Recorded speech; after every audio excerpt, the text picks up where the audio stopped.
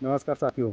जैसा कि हम सभी जानते हैं कि देश में इस समय वोट चोरी का माहौल काफ़ी तेज़ी से वायरल हो रहा है और जिसमें नेता प्रतिपक्ष राहुल गांधी जी ने बड़े ज़ोर शोर से इसका मुद्दा उठाया है और इस समय बिहार में जन अधिकार यात्रा के लिए उसमें भी वोट चोरी का आरोप लगा रहे हैं। तो उसी को लेकर कल चुनाव आयोग ने अपनी एक प्रेस कॉन्फ्रेंस की है। तो उस चुनाव आयोग की जो प्रेस कॉन्फ्रेंस की है उसमें उन्होंने ऐसा बयान दिया है जैसे किसी राजनीतिक पार्टी की तरह उन्होंने शामिल होकर बयान दिया है।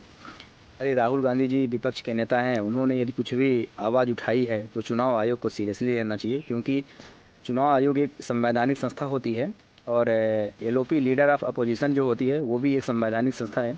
यदि उन्होंने अब कुछ पॉइंट्स उठाए हैं, कुछ मुद्दा उठाया है तो चुनाव आयोग को उसमें गंभीरता से लेना चाहिए, ना कि एक पार्टी के प्रवक्ता के जैसे बात करना चाहिए।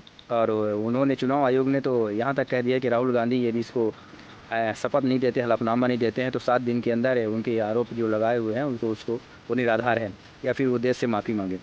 यानी कुछ समझ में नहीं आ रहा है कि चुनाव आयोग किस तरीके से बात कर रहा है या पीछे से उसको कौन हैंडल कर रहा है, जबकि ऐसा नहीं करना चाहिए। एक संवैधानिक संस्था होने के नाते आपको विधिवत पॉइंट टू पॉइंट सारे जवाब एलओपी यानी leader of opposition Rahul Gandhi को देना चाहिए, विपक्ष को देना चाहिए। और जो भी आरोप उन्होंने लगाया, जो भी अपने प्रेजेंटेशन में उन्होंने दिखाया कि एक महिला के कई सारे नाम, कई जगह कई पते पर नाम, एक ही घर में 80-80 लोगों का नाम कैसे हुआ और 6 महीना में कैसे 22 लाख लोग मृत हो गए, ये सारी जानकारी जो है तो देना चाहिए। देश की जनता देख रही है, सारी मीडिया चैनलों को भी देख रही है और सबको देख रही है, चुनाव आयोग की प्रेस कॉन्फ्रेंस को भी समझ रही है। जहाँ तक है तमाम मीडिया में बैठे हुए जो भी वरिष्ठ पत्रकार हैं, उन्होंने सब ने चुनाव आयोग की प्रेस कॉन्फ्रेंस को बताया कि ये पार्टी जैसा प्रेस कॉन्फ्रेंस है, कोई ऐसी पार्टी दे रही है, संवैधानिक संस्था नहीं है, गैर जिम्मेदार वाला बयान दे रही है।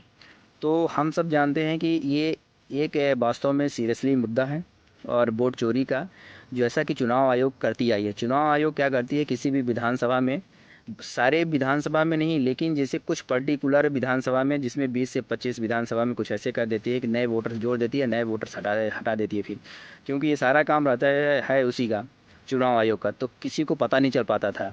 लेकिन जब फर्जी वोटर्स अब धीरे धीरे इस चीज़ का खुलासा होने लगा तो चुनाव आयोग को कहीं ना कहीं डर हो गया कि मेरा जो मुद्दा था ये अब आने लगा, पब्लिक में आने लगा, अब पब्लिक में इसका काफ़ी विरोध है।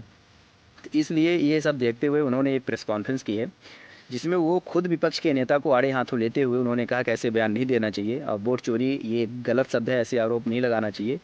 और इस तरह के काफ़ी सारे बयान उन्होंने दिए हैं। तो मैं ये समझता हूँ कि वोट चोरी एक मुद्दा है। वास्तव में इलीगल तरीके से विधानसभा में वोटर्स के नाम जोड़े जाते हैं जिनका कुछ पता नहीं है, जिनके कुछ उनके पेरेंट्स के नाम नहीं है, ना तो माता पिता का नाम किसी का नहीं है, नाम कुछ और है, फ़ोटो किसी और की है। जैसे कि बिहार में डिप्टी सीएम की फ़ोटो है, फ़ोटो का दो दो जगह नाम कैसे जुड़ गया, तेजस्वी प्रसाद यादव जी की जो पूर्व डिप्टी सीएम थे उनका नाम कैसे दो दो जगह जुड़ गया। इस प्रकार से तमाम सारे जो फर्जी नाम जुड़ गए हैं, ये तो चुनाव आयोग को संज्ञान में लेना चाहिए और ये उसकी नाकामी है। जैसा कि तेजस्वी यादव ने खुद अपने दो दो वोटर आईडी दिखाए, डिप्टी सीएम 2 बार, बिहार के डिप्टी सीएम जो हैं 2 बार, 2 जगह से उनका नाम जुड़ा हुआ है। तो ये एक गलत है और मतलब ये चुनाव आयोग की वहाँ गलती है और अपनी गलती को मानना चाहिए। जो किसी भी पार्टी के साथ वो मिलकर काम कर रही है, यदि उसको जिताने के लिए काम कर रही है तो ये गलत है। ये एक संवैधानिक संस्था को निष्पक्ष चुनाव कराना